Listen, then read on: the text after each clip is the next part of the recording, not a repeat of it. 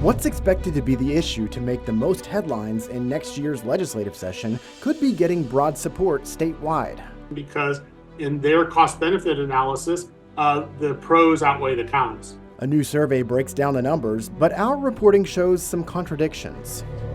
Even flushing the toilet several times so the water gets cold and splashing toilet water on my body.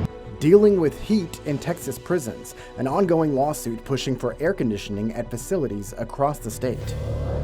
Crosswalk crimes, the challenges keeping law enforcement from enforcing a new state law aimed at protecting pedestrians. Produced from the Capitol in Austin and airing statewide, this is the award-winning State of Texas.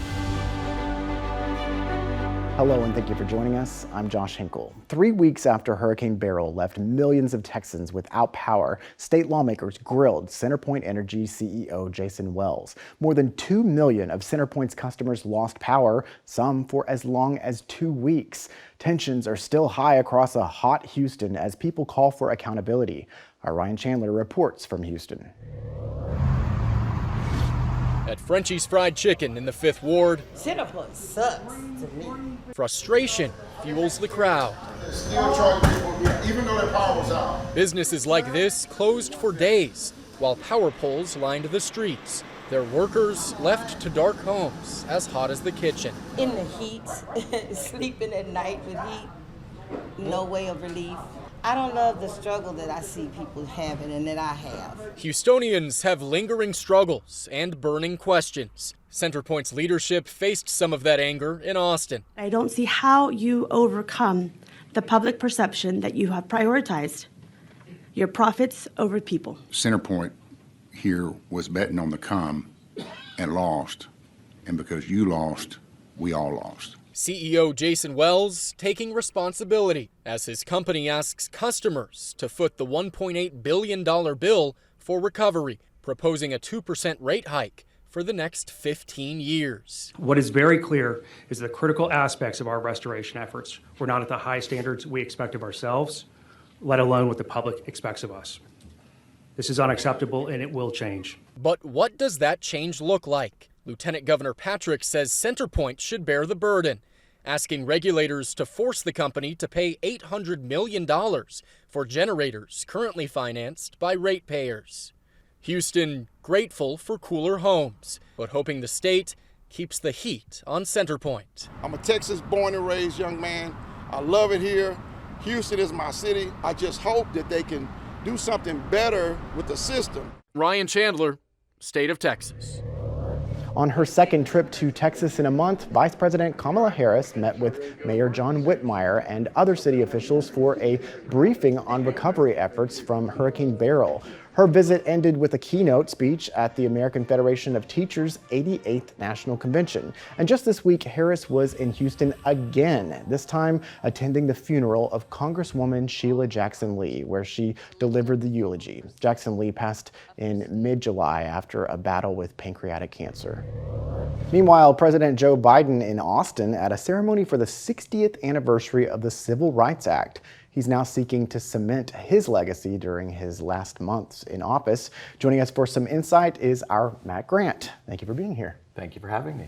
So the president called for a reformation of the nation's highest court. Can you go through his ideas for us? Yeah, so the president spoke at the LBJ Library and outlined a major reform plan for the Supreme Court that would include 18-year term limits and a mandatory ethics code which would require the disclosure of gifts, refraining from political activity, and recusing themselves from cases where there's a conflict of interest, either from the justice or a spouse.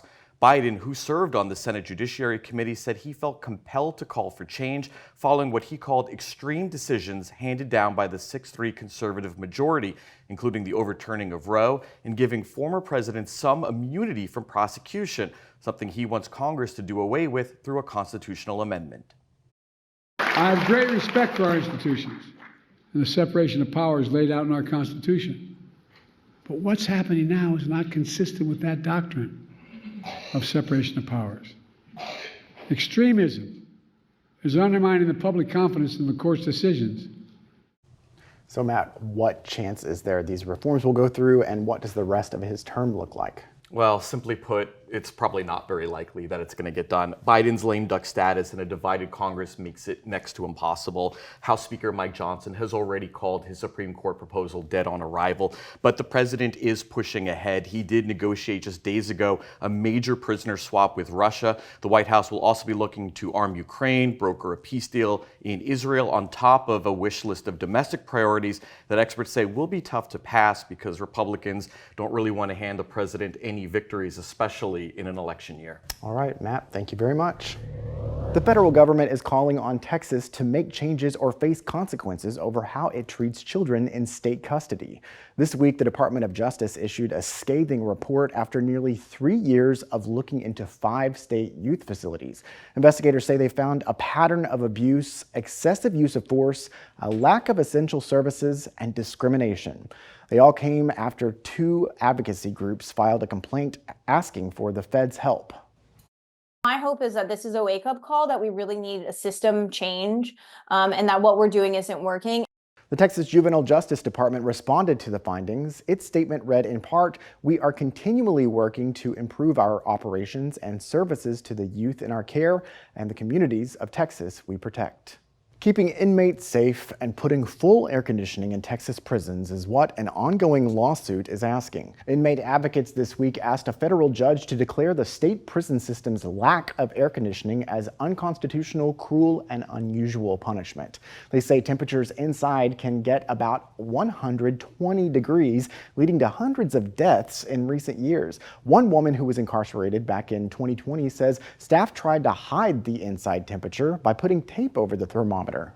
When I peeled back that electrical tape, the reading on that thermometer was 136 degrees Fahrenheit in the dorm where I was living with 101 other women. Assistant State Attorney General Marlene Ellis said the state would like to provide more air conditioning, but is constrained by the legislature's budget. To give some insight, TDCJ implemented some heat illness mitigation policies following scrutiny. Inmates are now screened for medical conditions that could make them sensitive to heat. Those with prior conditions are given priority placement for an air-conditioned housing area. Inmates also have access to fans, ice water, and can request cold showers. They also receive routine wellness checks. Staff is advised to increase water intake while making sure cooling equipment is properly functioning. However, some prison employees have raised concerns the rules aren't being enforced. They say it's because facilities are short-staffed.